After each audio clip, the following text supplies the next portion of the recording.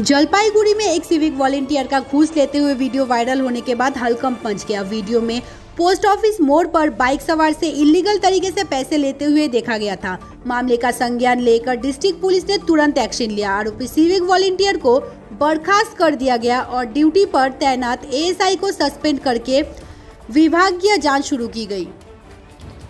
District police superintendent Umesh Kant बहाल ने एक रक्तदान शिविर में कहा कि जलपाईगुड़ी पुलिस हमेशा जनता की सेवा में है, लेकिन जो भी गलत काम करेगा उसके खिलाफ सख्त कदम उठाए जाएंगे।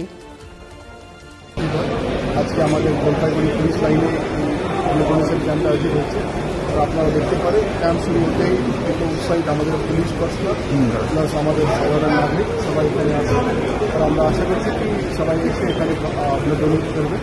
আপনার মাধ্যমে আমি সবাইকে আহ্বান করছি এই ক্যাম্পটা এখানে আমাদের পুলিশ লাইনে সারাদিন চলবে। আপনারা এখানে এসে এই ক্যাম্পে পার্টিসিপেট করুন, ব্লাড ডোনেশনটা করুন।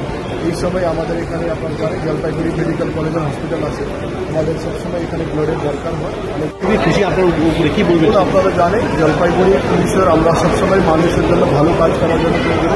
আর এর মধ্যে যার আমাদের কোনো অফিসার या কোনো সিভিক কেউ अगर ভুল করতে থাকে, আমরা যেদিন এই নোটিশে এসছে শুক্রবার দিন সেদিনই আমরা অ্যাকশন নিয়েছি। সিভিককে আমরা ডিমোলাইজ করেছি, তার সঙ্গে যে আমাদের এএসআই ছিল ওকে আমরা সাসপেন্ড করেছি আর বিভাগীয় তদন্ত শুরু করেছি।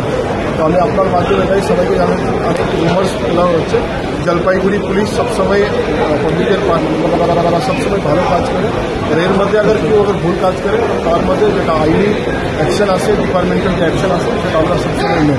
ইতিমধ্যে একটি ভিডিও ভাইরাল হয়েছে, সেটার মধ্যে অ্যাকশন নিয়েছে, যেটা পুরানো ভিডিও ছিল।